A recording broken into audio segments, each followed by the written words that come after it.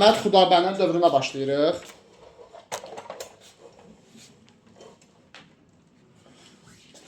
İki nəfər, deməli, Səfəvi hökmdarlarına iki nəfər öyrənmişik biz. Şah İsmail, bir də Şah birinci Təhmasib, düzdür? Bir gün də daha iki nəfər öyrənəcək, 4 nəfər olacaq.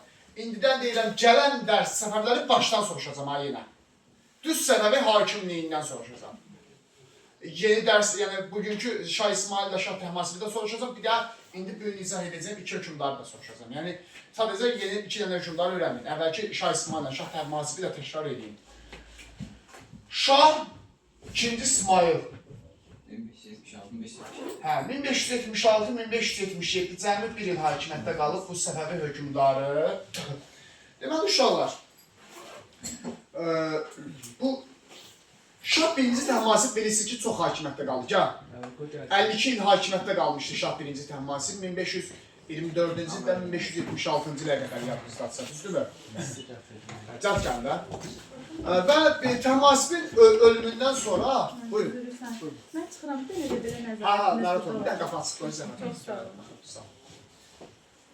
Deməli, Şah birinci İsmailin ölümündən sonra Şah Təhmasib taxta çıxır. Təhmasibin ölümündən sonra ikinci İsmail taxta çıxır. Burada bir hakimiyyət daxili mübarizə baş verir Təhmasibin oğlanları arasında. Mən bildiyimə görə 8 dənə oğlu var idi Təhmasibin. Problem budur ki, onun qızları da var idi. Qızlar da hakimiyyət uğrunda mübarizəyə qoşulacaq sonradan Pərixan xanım. İndi ikinci İsmail onun böyük oğludur. Və bunun haqqında cəmi bir cümlə var. Yazılıb ki, bunun əsl adı İsmail Mirzədir və həbsdə idi. Atasının dövründə 20 il həbsdə qalıb. Yəni atası kimdir? Təhmasib. Deməli görürsünüz, ata-oğul münasibətlərlə dair gözəl bir nümunə ilə qarşı-qarşıyayıq. Atası öz oğlunu 20 il həbsə atmışdı. Hə, və ikinci İsmail atasının dövründə 20 il həbsxanada qalmışdı. 1576-77-ci ildə həbsdə qalıb 20 il ərzində. Niyə baş vermişdi bu? Deməli, bu ikinci İsmail uşaqlar, əvvəlki Səfəvi hökmdarlarından biraz fərqlidir. İsmaildən da Təhmasibdən çox ağıllı, başlı, belə çox savadlı bir oğlandır ikinci İsmail. Avropada təhsil alıb, dünya görüşürdü. Səfəvilərin idarə etmə sistemi uşaqlar, teokratik idarə etmə sistemi idi. Teokratik nədir? Dini. Yəni dövlət dini qanunlarla idarə olunurdu da, başa düşdünüz? Hə, indi də yəni. Yəni biz də demişdik ki, uşaqlar, teokratik idarə etmə sistemi yaxşı bir şey deyil. Çünki dinlə siyasəti sən bir yerə gətirsən, cəmiyyət üçün bu çox təhlükəli bir şey ortaya çıxacaq. Qoy, din özündə qalsın, siyasət özündə qalsın. Çünki siyasət seçili bir şeydir. İndi, bu ikinci İsmaildə buna əleyhinə idi. Atasıyla, babasına qarşı çıxırdı. Şah İsmail'ə, Şah Təhmasibə qarşı çıxırdı. Siz səfərsiniz. Nədir? Şiə dövləti, dini qanunlarla idarə olunmaq deyir. Gəl, Avropa tipli dünyəvi dövlət yaradacaq. Başa düşdünüz? Əslində bu haqlı idi. Atası da bunun fikrinlə razılaşmadığı üçün bunu atmışdı 20 il həbsə. Ki, sən cəmiyyət üçün çox pis tərbiyə olacaq bir adamsan da. Başa düşdün, bizdə də var, bəzən. Deyirlər ki, bu adam cəmiyyət üçün pis örnəkdir, bunu örnək götürməyin. Başa düşdün, bizim güya milli mentalitimizə əleyhinə danışır. Baxsan ki, yazıb bir şey demir, düz deyir. Bu tərəfdarlarının köməyinə taxta çıxır. 76-cı ildə 2-ci İsmail taxta çıxır. Başlayır öz siyasətini həyata keçirməyə. Dini dövlətində, biləsiniz, yavaş-yavaş bir dünyəvi dövlət formalaşdırırsın. Teokratiya son qoymaq istəyirdi. Amma bu suiqəslə öldürülür, dindarlar tərəfindən. Dindarlar tərəfindən öldürülür suiqəslə 1577-ci ildə dünyasını dəyişir. Bu öləndən sonra hakimiyyət daxili mübarizələr kəskinləşir. Təhmasibin oğlanları arasında, Təhmasibin oğlanları arasında hakimiyyət daxili mübarizə gedir və bunun qardaşı gəlir Məhəmməd Xudabəndə taxta çıxır. Hə. İkinci İsmailin yerinə. 1578-87-ci illərdə Məhəmməd Xudabəndə Səfəvi dövlətində hakimiyyətə gəlir. Səfəvi tarixində bunun qədər rəzil, bunun qədər bacarıqsız, belə tupoy adam yoxdur da, yəni düşünün də. Yəni bu adama gəmi versən batırar. Nəinki dövlət. O qədər bacarıqsız bir adamdır ki, Məhəmməd Xudabəndə. Bu siyasət adamı deyildi, bir gözlə kör idi. İndi insan da kör olundu, nəməsən, bu da onun qüsurudur. Prost demək istədiyim nədir? Bu adam düşüncə tərzindən biraz fiziki cəhətdən əngəlli insan və bu adama dövlət həvalə eləmək olmaz. Sadəcə şansı gətirib ki, atası hökmdar olub, sıra bunda bu taxta çıxır. Başa düşdünüz, bəzən belə şans da gətirir insanda. Məhəmməd Xudabəndə gəlir, bu bir həyat yoldaşı Məhdi Ulya. O mənbələr yazır ki, bundan çox arvadı dövlət idarə edirdi. Hətta bəzən sarayda nümayəndələr gəlirdi, müəyyən məsələlərlə bağlı hökmdardan məsləhət almaq istəyirdilər. Gecə olan kimi Məhəmməd Xudabəndə yatırdı, Məhdi Ulyanı yuxudan qaldırırlar, Məhdi Ulya qərar verirdi ki, bu nə olsun, necə olsun, başa düşdünüz? Yəni, bunun dövründə dövlət zəifləməyə başlayır. Hamı da görür ki, bu arvadın sözünə qulaq asır, eşkin bunu saymır. Başa düşdünüz, bu zəif hökmdar kimi düşünürlər də bunu. Bizdə biraz elədirlər, mentalitet təəssüf ki. Hamı başlayır öz başlanlıq eləməyə, feodalların öz başlanlığı artır. Ölkədə hərbi başlayır zəifləməyə, ordu zəifləməyə başlayır hərbi cəhətdən. Bunu görən Osmanlı bunu fürsət bilib yeni müharibəyə başlayır. Və 2-ci Səfəvi Osmanlı müharibəsi başlayır. 1578-1590-cı il. Bu da 2-ci Səfəvi Osmanlı müharibəsi dövrüdür. Kim deyər, 1-ci Səfəvi Osmanlı müharibəsinə... 1514-1555 1-ci Səfəvi Osmanlı müharibəsi idi. Çaldıran döyüşündən başlamışdı yadınızdadsa, Amasya sülhündən başa çatmışdı, bəli. Amma uşaqlar, biz demişdik ki, 1-ci Səfəvi Osmanlı müharibəsində ümumi olaraq ciddi bir heç kəsin qələbəsi olmadı da, eləmi? 1-ci Səfəvi Osmanlı müharibəsi dövründə ciddi bir qələbə qazana bilmədi. Nə Səfəvilər, nə də Osmanlılar qazana bilmədi. İndi 2-ci Səfəvi Osmanlı müharibəsi başlayır. Bunu Osmanlı başladı. Niyə? Çünki görür ki, taxta Məhəmməd Xudabəndədir. Xudabəndə zəif hökmdar, bacarıqsız biri. Fürsət bu fürsət gedib torpaqlarını işğal edib Səfəvilərə. Başa düşdünüz, məntiqlidir də. Səfəvinin zəif olduğunu görən Osmanlılar başlayır Səfəvilərə qarşı müharibə başladı. 2-ci Səfəvi Osmanlı müharibəsi başladı və plus Osmanlı müttəfiqini alan Krım xanlığı. Osmanlı vassalı idi bu. Qızılordun parçalanmasının yaranan dövlət idi. Yəni Osmanlı azı imiş kimi hələ bir Krım xanlığı da Səfəvilərə qarşı vuruşurdu bu dövrdə. Başa düşdünüz? Və birinci döyüş olacaq 1578-ci Çıldır döyüşü. Baxın, indi deyirəm, bu çaldıran deyil, uşaqlar bəzən qaçışdırır. Bu çıldırdır. Osmanlı qalib gəlib. Hə, demişdik, çıllarda Osmanlı qalib gəlib. Çaldıranda 1-ci Səfəv Osmanlı müharibəsi başlamışdı. Çıldırda 1578-də 2-ci Səfəv Osmanlı müharibəsi başlayıb. Osmanlı durur. Sonra bir dənə döyüş var 1578-ci ildə Molla Həsən döyüşü. Burada Səfəvilər qalib gəlib. Dini adlarda Səfəvilər udur elədi. Biraz elə yaxşısınız. Molla Həsəndə Səfəvilər udur 1578-də. Demək, Səfəvilər birincini utsana digərini udur. Krım xanlığını məğlub edir burada. Xudabəndən qoşunları. Sonra üstündən bir müddət keçir 1583-cü il. Niyazabad döyüşü baş verir. 4 dənə döyüş var. Niyazabad döyüşündə yenə Səfəvilər qalib gəlir. 1583-cü ildə. Niyazabad döyüşündə Səfəvilər qalib gəlir. Amma həlledici döyüş uşaqlar 1585-ci ildə olur. 1-ci Sufyan döyüşü. Burada Osmanlı qüvvələri qalib gəlir. 1-ci Sufyanda özdə həlledici döyüşdür uşaqlar. Çox böyük bir döyüşdür. 1-ci Sufyan döyüşü. Burada Osmanlı qüvvələri qalib gəlir. Çuxursət bəyləbəliyin ərazisinə sahib olur. Çuxursəti tamamilə tutur Osmanlılar və Səfəvilər böyük itkə məruz qalır. Çuxursəti itirirlər. Çuxursət də uşaqlar böyüklüyünə görə Səfəvin ərazisi ən böyük bəyləbəliyi. Ərazisi genişliyinə görə Səfəvilər Çuxursət bəyləbəliyin ərazisini itirirlər. 1585-ci 1-ci Sufyan döyüşündə. Və bu döyüşdən sonra Səfəvilər getdikcə çox torpaq itirməyə başlayırlar. Başa düşdünüz ki, Sufyandan sonra Məhəmməd Xudabəndə vəhşi nəzarət itirir. Və getdikcə Osmanlılar, Səfəvilər bütün torpaqlarını itirməyə başlayırlar. Səfəvi torpaqları sürətli bir şəkildə Osmanlı işğalına məruz qalırdı. Bilirsiniz, ha? Və belə bir halda yadımıza gəlir uşaqlar, Səfəvilər Xorasanı tutmuşdular, nə vaxt tutmuşdular? 1510-da Mərv döyüşündə Səfəvilər Xorasanı ələ keçirmişlər, düzdür? Şeybaniləri məğlub eləmişlər. İndi Səfəvilərin zəiflədiyini görə Şeybanilər, çünki Səfəvilər Osmanlı ilə müharibə aparır və ucuzmaq üzrədir. Deyir, bu fürsət mən də gedim torpaqları işğal edim. Şeybanilər də bir tərəfdən gəlir. 1586-1589 Xorasan təzdən itirilir. Səfəvilər tərəfindən. Bəli. Yəni Şeybanilər təzədən Xorasanı ələ keçirirlər. Deməli Səfəvilər Xorasanı nə vaxt tutmuşlar? Mərv döyüşündə 1510-da. Düzdürmü? Səfəvilər 1586-89 arası Xorasanı yeni itirir. 85-də ucuzdur ya Səfəvilər. Səfəvilər ucuzdur Osmanlıya.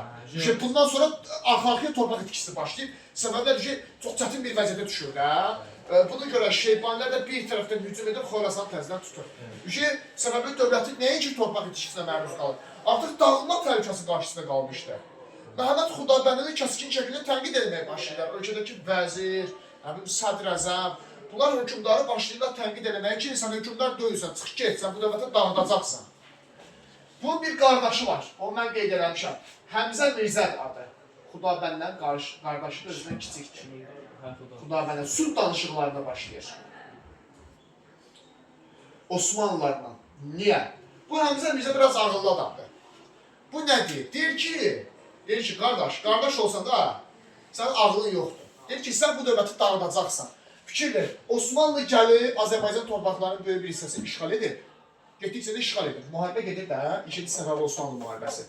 Özbəklər də Xorasanı tutmaq üzrədir. Deyir, gedək Osmanlı ilə sülh bağlayaq. Osmanlı haranı tutubsa qalsın Osmanlıda, cəhənnəm haranı tutubsa qalsın Osmanlıda.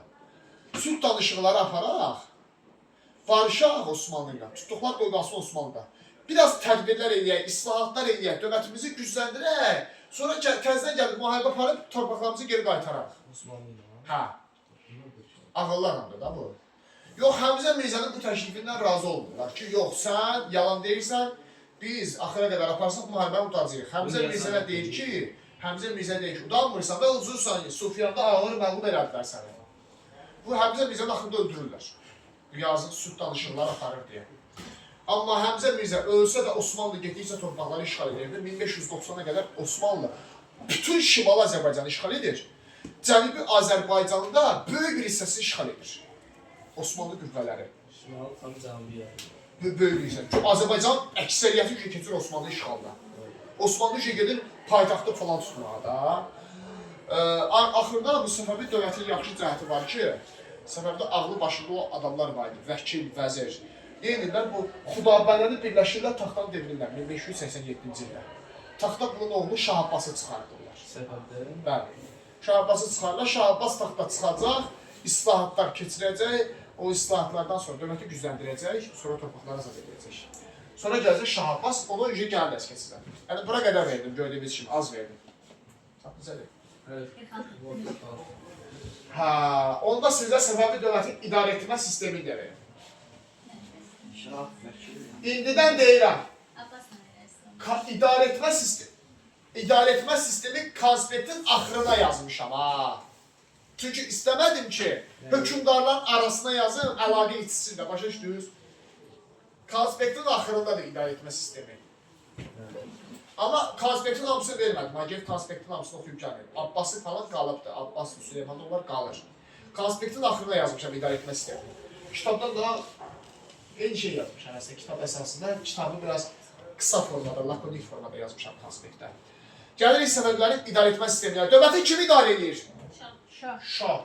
Şah məhdud hakimiyyətə malikdir, yoxsa qeyri-məhdud? Qeyri-məhdud nə deməkdir? Yəni mütləq. Bəli, mütləq monarxiyadır. Hər şey dövlətində hökümdarın əlindədir. Bəli, Səfəvi dövlətində. Hökümdardan sonra ikinci şəxs kimdir uşaqlar Səfəvi dövlətində? Vəkil ikinci şəxsdir. İkinci şəxsin muavindir, şahın muavinidir. Deməli uşaqlar fikir verin, biz bu vaxta qədər çox dövlət keçmişik Azərbaycan tarixində. Heç birində vəkil vəzifəsi olmayıb. İlk dəfədir ki, vəkil vəzifəsindən danışırıq. Deməli uşaqlar, vəkil yalnız Səfəvilərdə olub, Səfəvilərdən başqa heç bir dövlətdə olmayıb. Vəkil yalnız Səfəvilərdə olub, nə Səfəvilərdən qabaq olub, nə Səfəvilərdən sonra olub. Vəkil vəzifəsi çox mühüm bir funksiyadır Səfəvilər dövlətində. Üçüncü şəxs, Əmir-ül-Üməra. Ordu başçısı. Əmir-ül-Üməra başqa hansı dövlətdə olub? Əmir-ül-Üməra. Qaraqoylu Ağqoyluda. Əmir-ül-Üməra var idi. Amma orada ikinci şəxs idi, burada üçüncü şəxsdir Əmir-ül-Üməra. Baş komandan ordu başçısı. Niyə? Çünki burada ikinci şəxs vəkildir. Ona görə. Sonra molladır, sədrəzəm. Dini. Digər adından nədir? Mövlana. Hə, mollaların başçısı da, yəni dini rəhbər. Məscidlər, vəqf işləri, bu dini məsələlər hamısı sədrəzəmin ixtiyarında idi. Sonra vəzir. Vəzir həmişəki kimi maliyyə işlərinə baxır, ən gözəl iş vəzirdədir, bu işlərinə baxır. Başa düşdünüz bunları. Sonra Səfəvi dövlətində Çəlik adlanan qoşun var. Orduları deyirlər. Hə, Çəlik elə bir Səfəvidə ayrıca bir süvari qoşundur da. Süvari qoşundur Səfəvidə. Və onun başçısı, Çəliyin başçısı Qorçu başı adlanır. Çəlik. Qorçu başı. Elatlardan. Hə, maldarlardan yəni. Fikir verin uşaqlar. Rəiyyət də var. Elə bir dənə bir şeyə fikir verin. Ümumi ordunun rəhbəri Əmir-ül-Üməradır, ümumi ordunun başçısı Əmir-ül-Üməradır. Amma Çəlik ordunun xüsusi bir dəstəsidir, onun da başçısı Qorçubaşıdır. Yəni, Əmir-ül-Ümara rütbəsi özlüyündə Qorçubaşı rütbəsindən daha böyük rütbədir. Çünki Qorçubaşı özü Əmir-ül-Ümeraya tabidir. Əmir-ül-Ümara bütün ordunun rəhbəridirsə, Qorçubaşı sadəcə orada bir dəstə olan Çəlik dəstəsi rəhbəridir. Başa düşdünüzmü? Sonra, Səfəvi dövlətin bəylərbəyliklərə bölünür, inzibati cəhətdən, onu dedik. Onu da bəylərbəyi idarə edir. 4 dənə bəylərbəylik var idi Səfəvi dövlətində, bayaq qeyd elədik. Sonra, Səfəvi dövlətində 2 dənə vəzifə var, onu yaxşı öyrənin, sizə soruşacağım. Naib, bir də qolbəyi vəzifəsi var. Naib və qolbəyi, bunlar kimdir? Oxşar cəhət, hər ikisi mahalları idarə edir. Mahalı idarə edir, uşaqlar. Həm naib, həm qolbəyi. Hər ikisi Səfəvilər dövlətində mahalları idarə edir. Fərqi nədir bəs? Mahal bilsiz nədir? Rayon belədir. Rayon, tutaq ki, Sabunçu rayonun başçısı, nə bilim, Yasamal rayonun icra başçısı, tutaq ki. Naibdən qolbəyi. Gədəbəyi rayon, tutaq ki. Fərqi nədir? Naib 16-cı əsrdə mahalları idarə edir. Qolbəyi 17-ci əsrdə mahalları idarə edir. Səfəvdə. Yəni bir-birini görmürlər. Yəni naib 16-cı əsrdə mahalları idarə edən naiblərdir. 17-ci əsrdə naib vəzifəsini, amma dəyişib qolbəyi vəzifəsindən çevirirlər. Sonra Səfəvi dövlətində Kələntər var. Eşək də adı var. Bu şəhərlər idarə edir. Yəni tutaq ki, Bakı şəhəri icra hakimiyyəti, onun kimi bir şey. Şəhərləri idarə edir, Kələntər. Sonra Kələntərin yanında darğa var. Qarğa deyil bu, darğadır. Asayiş, elə bir polisdir də, tutaq ki. Polis neyindir? Azərbaycanda polisin funksiyası nədir? İctimai sayışı qorumaq. O da burada deyirlər darğa. İctimai sayışı qorumaq. İctimai sayış. Darğa. Demək oxuyuram. Kələntərə tabi ediyor. Kələntərin rütbəsi daha böyükdür. Kələntər bütün şəhər idarə edir. Darğa isə şəhərdəki sadəcə asayiş, təhlükəsizliklə, yəni asayiş təhlükəsizlik deməkdir. Bu məsələlərə baxır. Başa düşdünüz? Səfəvi dövlətində şərti torpaq tüyül adlanır. Əvvəl Qaraqoyunlu Ağqoyunluda soyudal idi, Səfəvilərdə o tüyül. Xidmət müqabilində verilən torpaq. Gördünüz, balaca bir dərsdir.